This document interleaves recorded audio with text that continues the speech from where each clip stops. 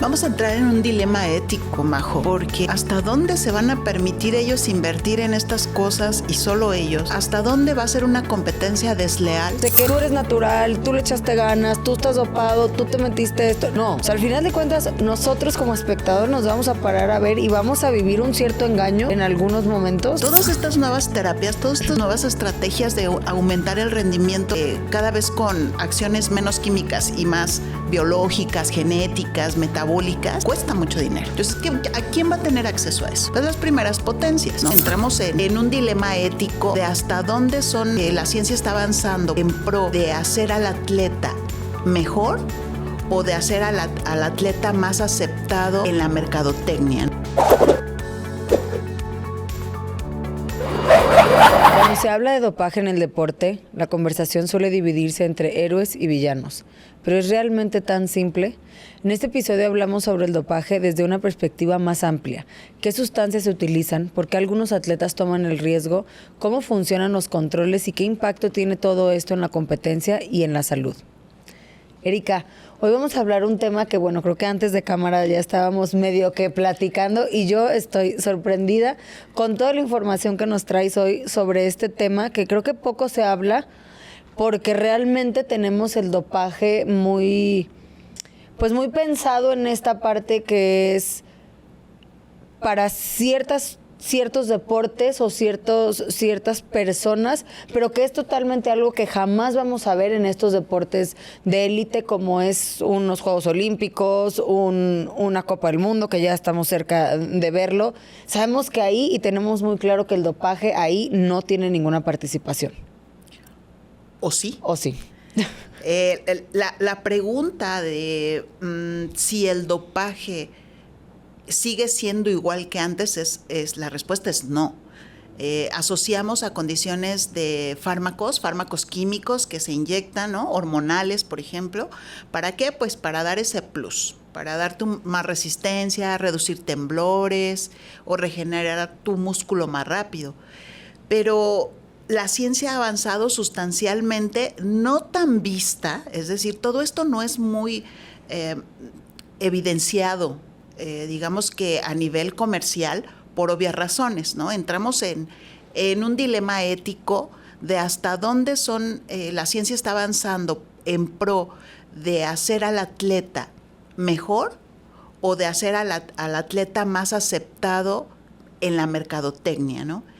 ¿Y a qué me refiero con esto? Bueno, el dopaje ahora está yendo a buscar no el resultado puntual, es decir, no que en una competencia tengas un mejor éxito, ¿no? Está buscando irse más atrás en cómo metabólicamente puedes ajustar ya cuestiones fisiológicas para que a mediano plazo des el resultado. Un ejemplo fácil, la eritropoyetina es un fármaco que se da para aumentar los glóbulos rojos cuando hay una patología, ¿no? Generalmente tiene que ver con cáncer de sangre. Pero ¿cómo se está usando ahora? Se inyecta la eritropoyetina para que tú tengas más glóbulos y entonces oxigenas mejor. Lo que antes era una terapia, ahora se convierte, y ahí no podemos decir que es un dopaje, porque no te estás inyectando una sustancia prohibida. Y no te estás inyectando una sustancia prohibida para en la competencia dar más. ¿Estás haciendo una terapia? Y ahí la pregunta que yo podría regresar ¿es una terapia de apoyo secundaria válida o no? Pero bueno, existe ese reporte en el que ahora se usa ese medicamento para provocar que tu sangre esté más llena de glóbulos, lleve más oxígeno. Pero ojo, esto puede provocar que tu sangre se espese, ¿no? ¿Cómo respondes a eso? Es un dilema también ético, si tú quieres. Pero ese es el perfecto ejemplo. Claro, a ver, pensamos en el dopaje como esto que mencionabas, ¿no? O sea, creíamos, o quienes no conocemos tanto este tema, vemos el dopaje como los anabólicos, la hormona del crecimiento, y esto que ha estado en el mercado siempre, bueno, desde que yo tengo recuerdos y que lo vemos mucho implementado en el fisicoculturista, porque es el área donde se permite, porque es el área donde si tú no haces esa práctica, no tienes oportunidad. Entonces, para estar en esos niveles gigantes, que hasta parece que ni siquiera son normales ni reales, necesitábamos de estos fármacos para lograr eso, pero sabíamos y se hablaba totalmente. Y lo que tú mencionas también, que el dopaje antes era el fármaco, que bueno, en todos los deportes sabemos que se hace el antidoping, era una prueba de orina y ahí salía positivo si tú traías una sustancia. Pero hoy vemos esta parte que nos cuentas, ¿no? O sea, eso no saldría en la orina jamás. No tengo...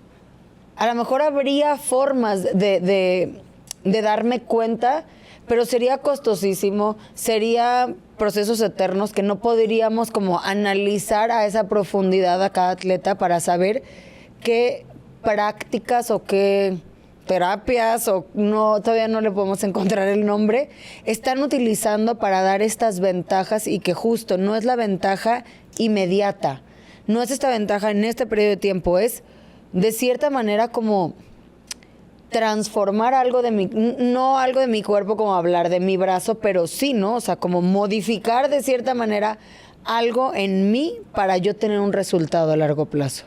Claro, y por eso se está hablando del pasaporte biológico. Esta organización que se encarga de revisar este tema del dopaje a nivel mundial, la WADA, la WADA, esta organización está ahora buscando irse más atrás. ¿Cómo encontrar los indicadores de que tú estás haciendo algo metabólico que no lo vas a encontrar como una molécula que es fácil de identificar, como por ejemplo una hormona o un antibiótico o un antihistamínico, que ya hay pruebas muy calibradas en las que tú haces una prueba de orina y ahí sale, o una prueba de sangre y ahí sale. No, ahora están sofisticando tanto estos procesos, como te decía, e yendo desde más atrás. Entonces, lo que está buscando esta organización es encontrar esos pequeños rastros que dejan estas terapias. Por ejemplo, la eritropoyetina. A ver, ¿desde dónde tu sangre empezó a hacerse más espesa o menos espesa? Y esos son indicadores que sí dejan una huella, y que a lo mejor a la hora de la competencia no se ven, pero la ciencia ya nos está abriendo puertas, y yo diría puertas en dos sentidos. En el sentido de poder encontrar esos indicadores, pero también la ciencia nos está dando nuevos mecanismos para poder elevar el rendimiento sin que sea tan evidente, sin que podamos tener todavía la herramienta para detectar que algo están haciendo, ¿no? Es en esos dos grandes sentidos que se está trabajando, y obviamente el interés fundamental pues es para los atletas de alto rendimiento. A un jugador de fútbol americano, ¿cómo lo hago para que resista más estas lesiones? Pues es un deporte muy agresivo. ¿Cómo le hago para que desde su preparación, desde que entra a todo este tipo de deporte y de alta presión, cómo lo protejo con estas terapias de última generación, y que si tú ves al final pueden no parecer dopajes, ¿no? Porque es simplemente estar manejando tu fisiología, estar optimizando tu calidad de sangre, por ejemplo. ¿Para qué? Para que te dé más oxigenación y al final un mejor rendimiento, ¿no? Pero siempre hay dos vertientes, siempre hay dos caras de este avance tan acelerado que se da, y también porque ahora vemos la aparición de fármacos cada vez de mayor complejidad, biotecnológicos, por ejemplo, que de repente se los damos a un paciente con una enfermedad, pero vemos que resulta en una mejora de otras variables fisiológicas. Y entonces, ¿qué pasa, por ejemplo, con el fármaco que está asociado a la insulina, ¿no? Que es la pastilla? Ahorita te voy a decir cómo se llama. Esta pastilla de repente vemos que no solo controla la insulina, ya también te ayuda a bajar de peso, te da una mejor piel. Entonces, la interpretación ética del uso de ese fármaco, pues queda a disposición del público y del usuario, ¿no? ¿Qué vas a hacer? No eres diabético, pero sabes que tiene esas ventajas, ¿lo usas o no lo usas, no? Sí, claro, o sea, que al final de cuentas estamos poniendo a la gente en esta decisión, porque, a ver, cada vez las cosas se ponen más a la mano, porque también hay muchas situaciones o estas terapias, medicamentos que existen obviamente con un fin, pero que también tienen pocas regulaciones, como este medicamento que es con un fin, y siempre lo decimos, ¿no? O sea, la medicina y el fármaco fue creado con un fin para tratar una enfermedad. Pero justo en el proceso de tratar la enfermedad vemos tantos beneficios que las personas prefieren consumir algún medicamento que a lo mejor en este caso llevar al proceso de bajar de peso, ¿no? Pero lo que siempre se les olvida es que todo esto tiene efectos secundarios. Y esa creo que es la parte que con esto nuevo que está existiendo a lo mejor se ve un poco más sano. Porque, a ver, si yo te digo, de que te administres un fármaco, a que te hagas un tratamiento en tu sangre, suena una de, no sé, 10,000 años adelante, o sea, sonamos súper tecnológicos y nada más nos cuentan esa parte, ¿no? De que, a ver, te voy a poner esto y vas a tener mayor oxigenación y todo el proceso, pero tristemente no puede ser tan bueno para ser verdad todo esto, ¿no? Claro, y mira, hay un ejemplo, ya he estudiado también. Existen métodos para fortalecer el músculo muy rápido. Y este músculo realmente pues te da un rendimiento más alto. Sin embargo, el músculo debe estar soportado.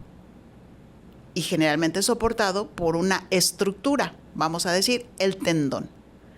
Se ha demostrado que ahí, en ese indicador de el tamaño del tendón con respecto al músculo, es un indicador de si te estás acelerando el crecimiento de manera artificial, porque el tendón crece muy despacito. Estructuralmente y biológicamente estás diseñado para tener una armonía en el crecimiento.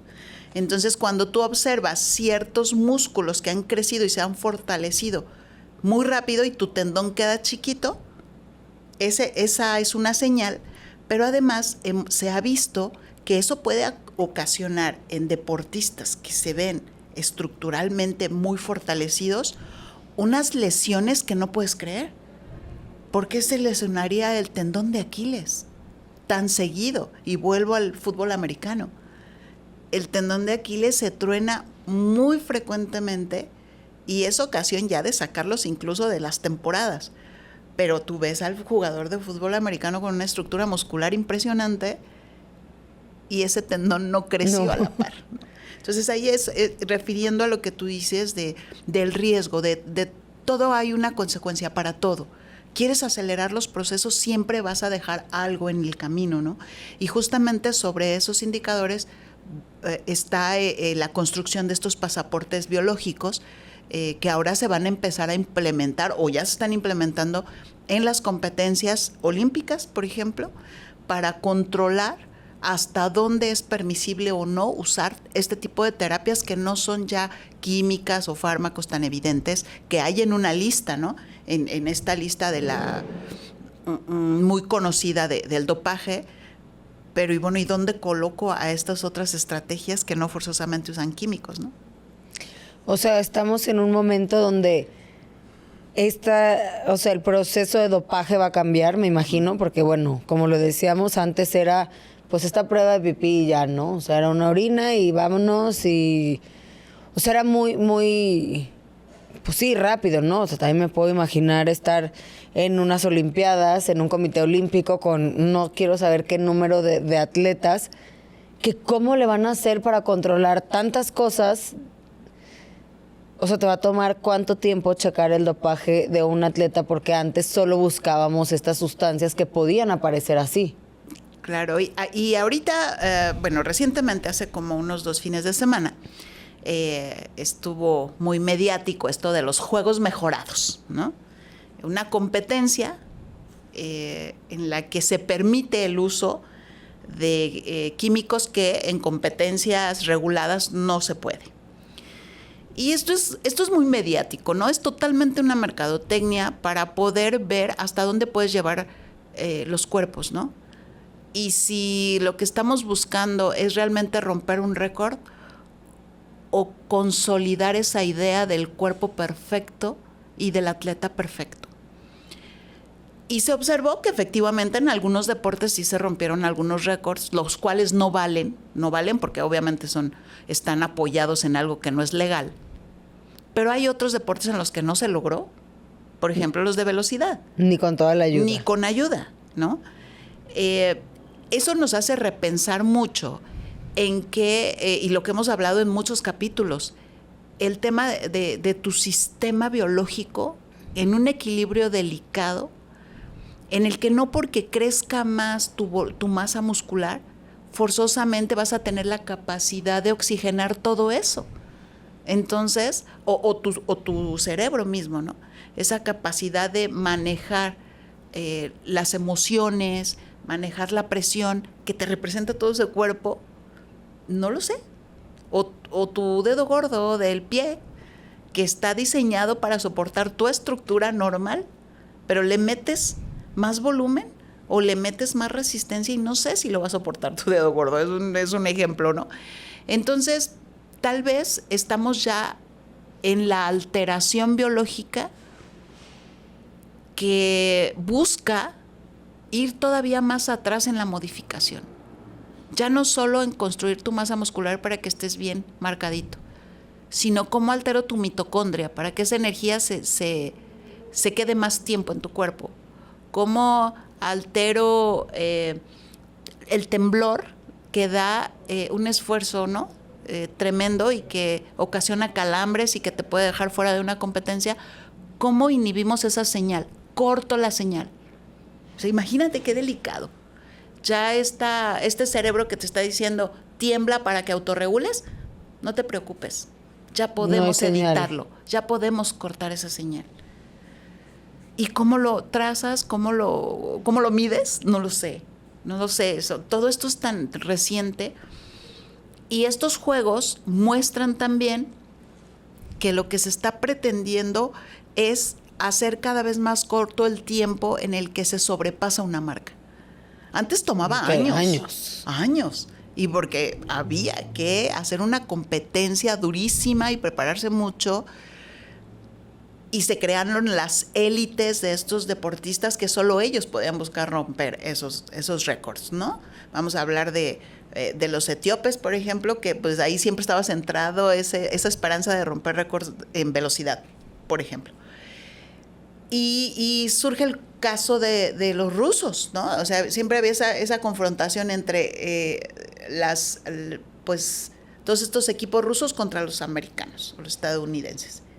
¿Qué pasa cuando existe todo este escándalo en el 24 del dopaje ruso? Pues los quitan de la competencia. Entonces la pregunta es, ¿quitaron de la competencia a los rusos? ¿Se mejoraron los tiempos? ¿Entraron otros jugadores a competir por ese límite de velocidad o por ese rendimiento? ¿Se abrió oportunidad a que jugaran otros? ¿Se mejoró el deporte o no? Sí, a ver, creo que yo al final de cuentas...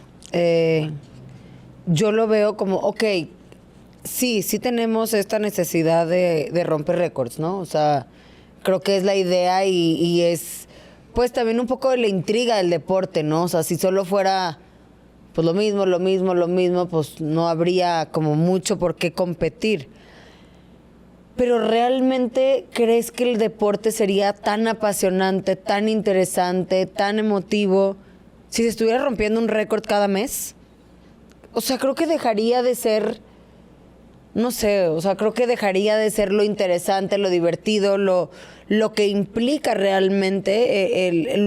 Hablamos hace unos cuantos episodios acerca del lado oscuro del alto rendimiento. No dudo que con todo esto que existe o que está ahorita apareciendo por doquier, el atleta vaya a seguir teniendo que ser una persona disciplinada, o sea, sí, entiendo que no es como que cualquier humano se va a levantar y ahora va a poder ir a romper un récord, no.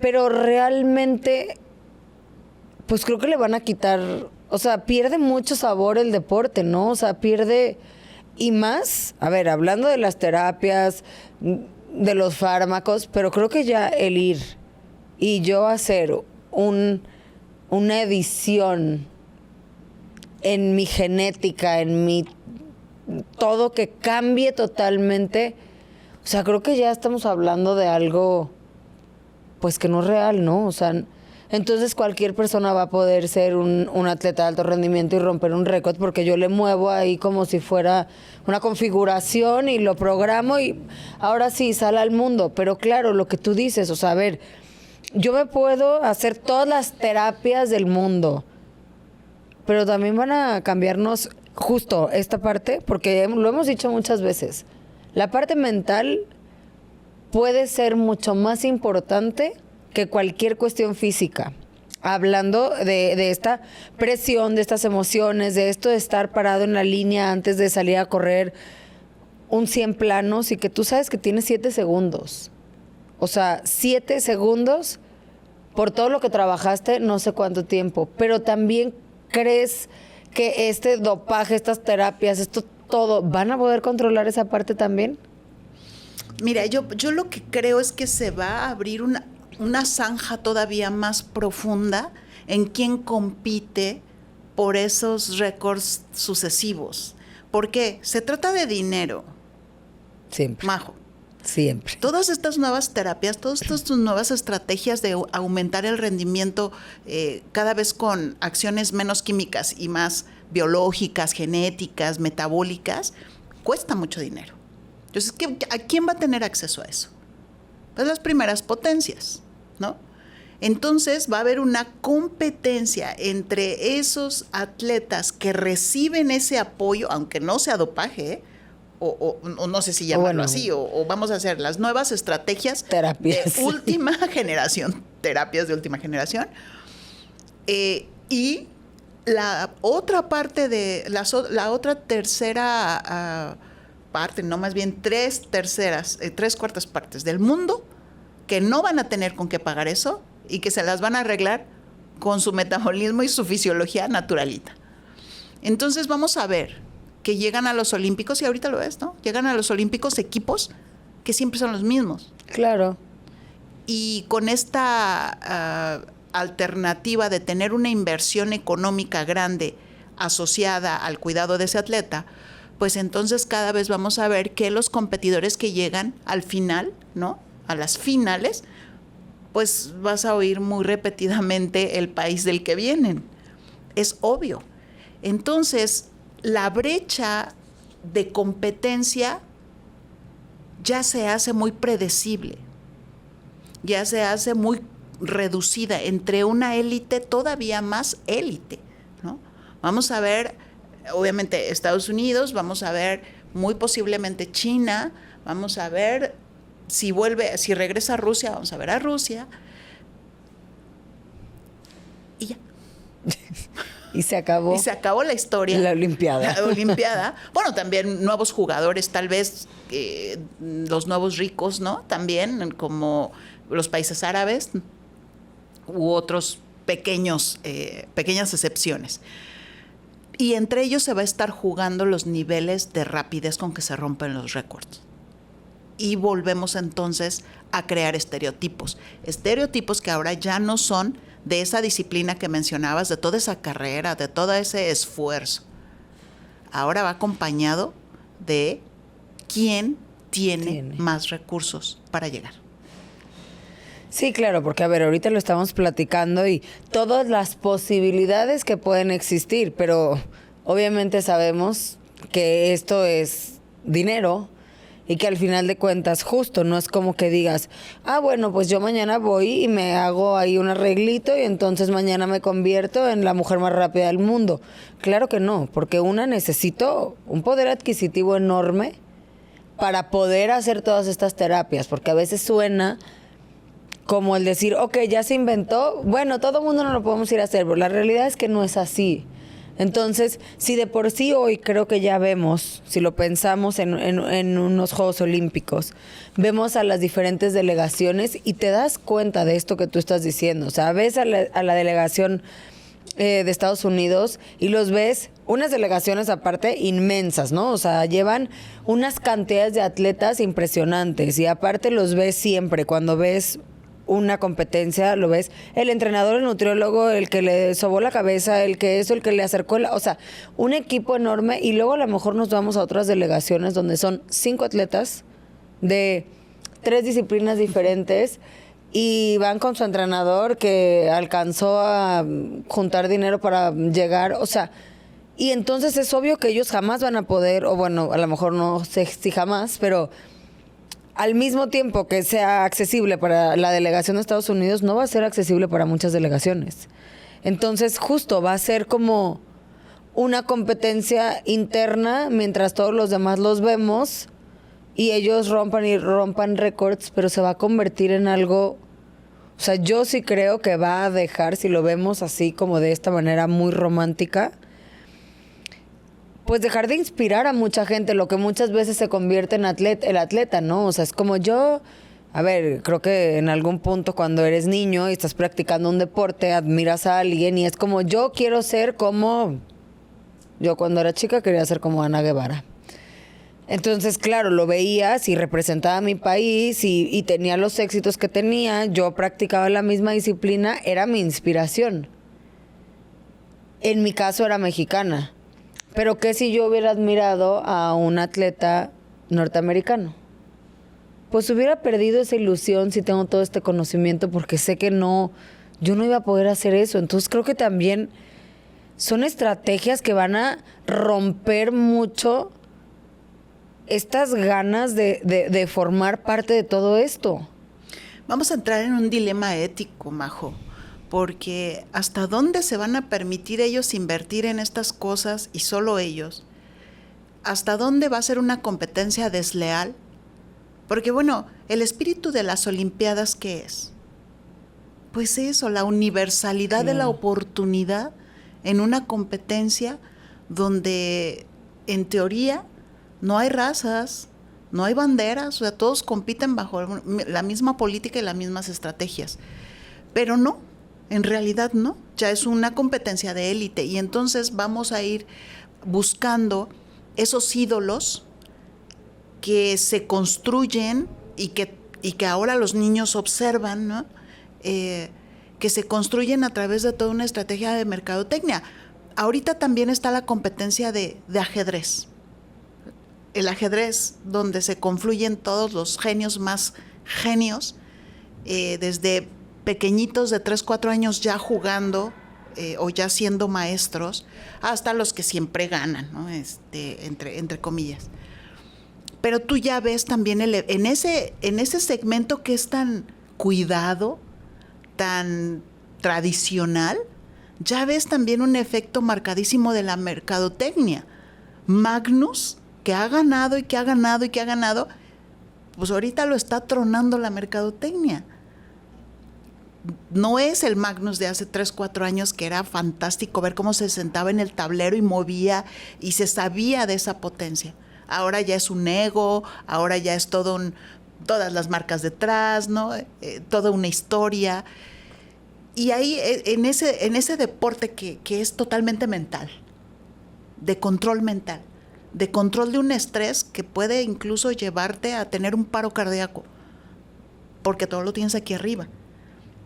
Si ya también está permeándose en ese deporte, imagínate los que sí dependen de un físico. Claro. Pues hay que conservar la imagen que quiere mi marca, la imagen que quiere el sponsor, la imagen que quiere mi país, porque también tenemos temas políticos ahí metidos. Los atletas ya se convirtieron también en fichas de juego político. Y te puedo citar a Ana Guevara, ¿no? Que era tu ídola y en qué se convirtió. En no tan mi ídola ahora. No, ya no. Ya claro, no, pues. Sí, es algo bien delicado que se mete ya con temas de valores, de ética, de competencia limpia, libre, ¿no? Y lo que decimos siempre, ¿no? O sea, al final de cuentas un atleta de alto rendimiento se convierte en una ficha. O sea, y creo también, hasta podría imaginarme que hay alguien que diga, pues a lo mejor yo no me quisiera hacer esto, pero va a tener a todos sus patrocinadores encima, pero ¿sabes qué? Este primer lugar vale tanto. Entonces también vamos a jugar con esta parte donde muchas veces el atleta ni sabemos si quiere hacerlo, o sea, ni sabemos si comparte las ideas de hacer todas estas cosas que al final de cuentas, como dijimos hace ratito, tienen un efecto secundario. O sea, yo no creo que todo vaya a ser nada más dinero y maravilla, porque bueno, que el dinero te lo van a ir a poner, pero yo digo, pero ¿a quién le vas a someter ese tratamiento? O sea, a mí. Entonces, va a haber momentos en donde hay atletas expuestos a este tipo de procedimientos o este tipo de terapias o el nombre que espero en algún punto se lo podamos dar el correcto. Pero ¿cuántas veces van a estar de acuerdo? ¿Cuántas veces van a estar dispuestos? Porque tampoco estamos hablando que estas personas que empiecen a hacer estos tratamientos, bueno, ya se estudió, pero no sabemos lo que pasa en 20 años después de que te hiciste eso. Hoy sabemos qué pasa y sabemos los efectos secundarios y conocemos de los anabólicos, ¿no? Que a lo mejor es lo más común y todo el mundo le puede decir, a ver, si tú te pones un anabólico, esto, puede pasar. Tal vez no, tal vez sí, tal vez te pasa en 15 años, tal vez nunca, pero bueno, tienes este conocimiento de lo que ya se vio a través de los años que puede pasar.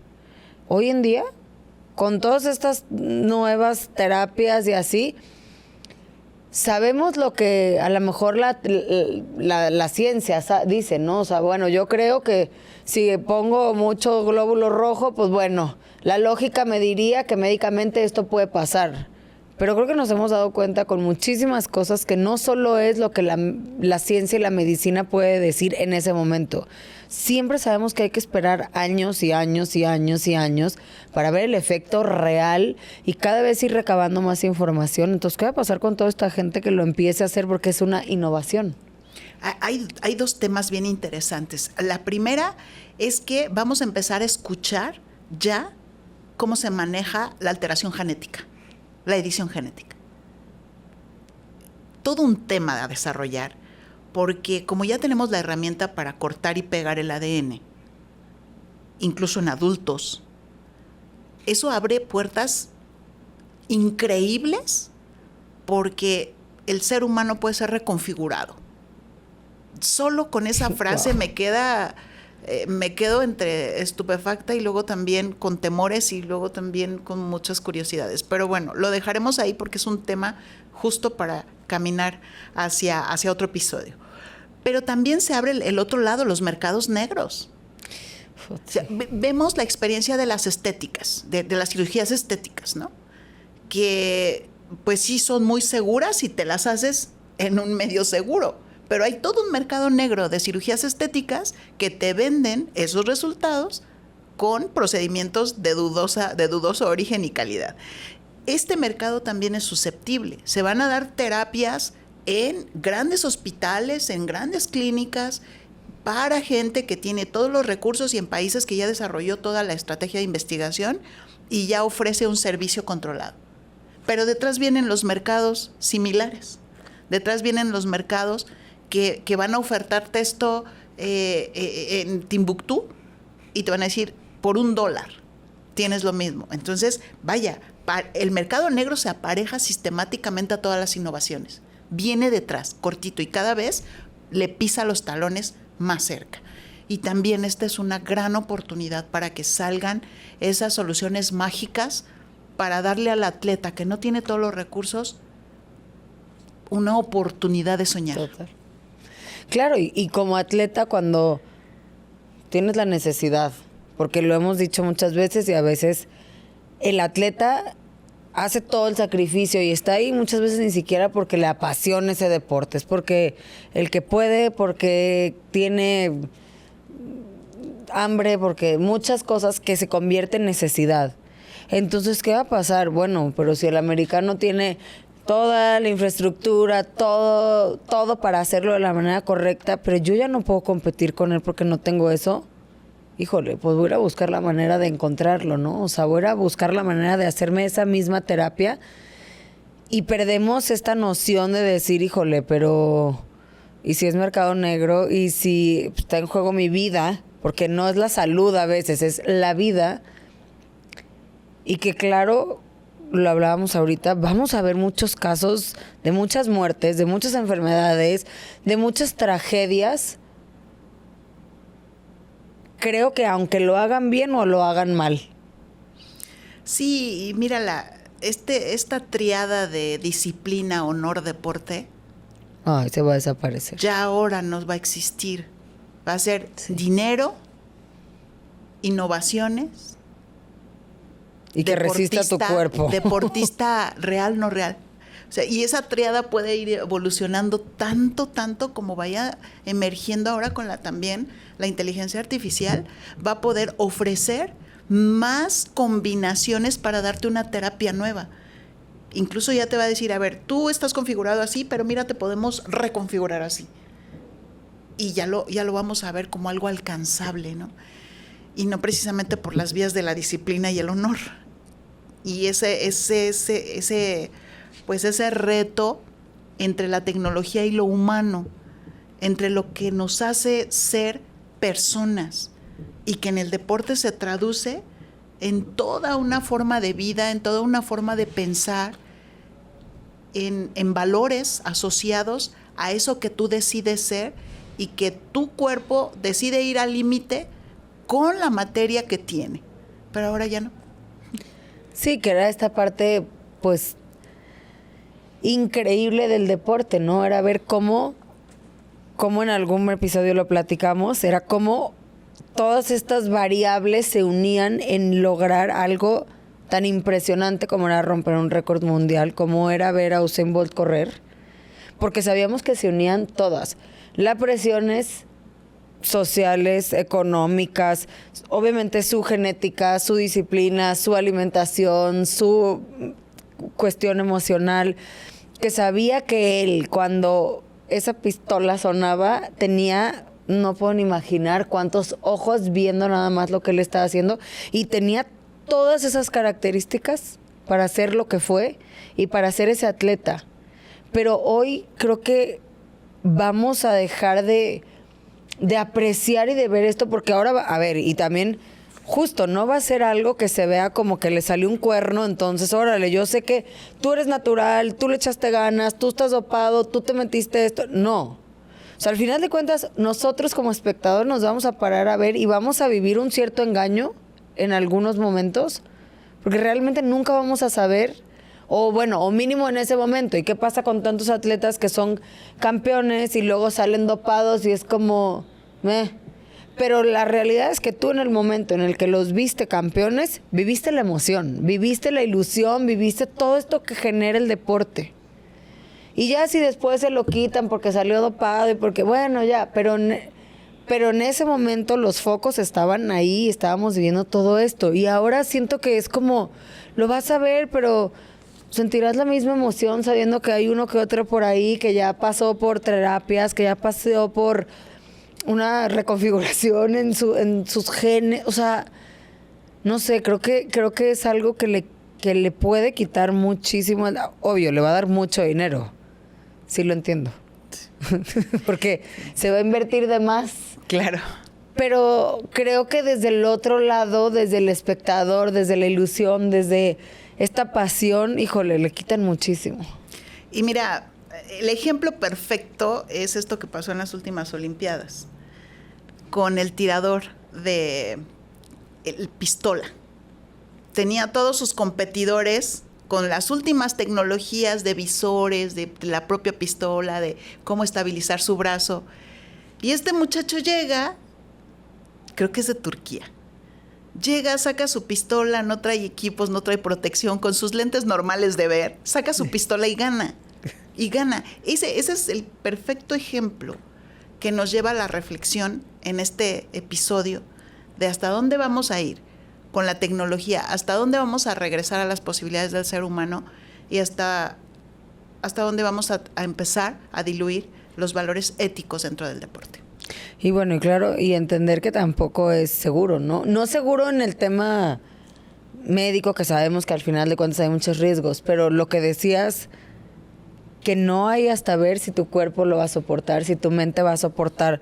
No sé si en algún punto estas terapias sean o sea, sean invasivas, sean traumáticas. O sea, no sabemos muchas cosas todavía. Obviamente estamos con un tema muy innovador el día de hoy. Pero realmente luego también va a haber, creo, este tema en toda esta gente que se someta a tantas cosas y que al final ni siquiera logre lo que esperaba, ¿no? O sea, ¿qué va a pasar económicamente, emocionalmente, mentalmente? Todo lo que va, vamos a tener que en unos años hablar desde otra vez el lado oscuro del alto rendimiento, pero ahora desde toda esta gente que tiene una expectativa. A ver, o sea, es como cuando te vas a hacer una cirugía plástica. Tú pagas, no importa cuánto costó. Tú te acuestas, haces una idea en tu mente y tú crees que vas a acabar o que vas a salir o que te vas a despertar exactamente como lo imaginaste, porque así te lo vendió el cirujano, porque así lo idealizaste tú, porque te enseñaron la tecnología que decía que así vas a quedar, pero muchas veces no es así. Ni por la práctica, ni por la respuesta de tu cuerpo, ni porque soportó, o sea, no podemos adelantarnos a tanto. Entonces creo que también va a haber este golpe de tanta gente que se someta a tantas cosas creyendo que va a haber un resultado, que van a ser el próximo récord mundial, y no va a pasar. Y que también como espectadores, lo que tú decías, como receptores de esa visión de competencia, ¿qué vas a buscar? ¿Ver realmente al deportista compitiendo de manera sana y limpia? ¿O sentir ese shot de adrenalina que te da un deporte extremo? Sí. Donde ya todo es tan grande, tan rápido, tan fugaz, que entonces tú vas a querer más. Y recuerda que todo esto también es cuestión de mercadotecnia. Entonces es un círculo vicioso el que se va a hacer.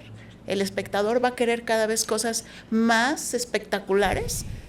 La lucha libre, ¿no? O sea, cada vez caídas más tremendas del luchador, y ya no ese espíritu de competencia donde tú podrías ver toda esta democracia de los países compitiendo, ya no. Y es justamente la entrada de ideales de mercadotecnia que pesan más sobre el espíritu original del deporte. Sí, pues ya veremos, en unos años volveremos, bueno, a lo mejor no en tantos, no pero... en tantos. En dónde estamos y qué estamos viendo, porque sí es un tema que trae muchas dudas, mucha incertidumbre, pero que también, pues bueno, estaremos atentas a ver qué está pasando. Nos vemos en el siguiente episodio. Muchas gracias, Erika.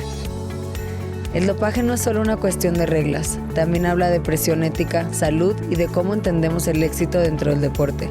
Cada récord, cada medalla y cada victoria llevan detrás una pregunta importante. ¿Qué estamos dispuestos a hacer para ganar?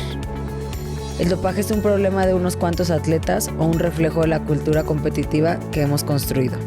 Gracias a Pyxis por hacer posible este episodio donde conectamos ciencia y deporte. Nos vemos en el siguiente episodio.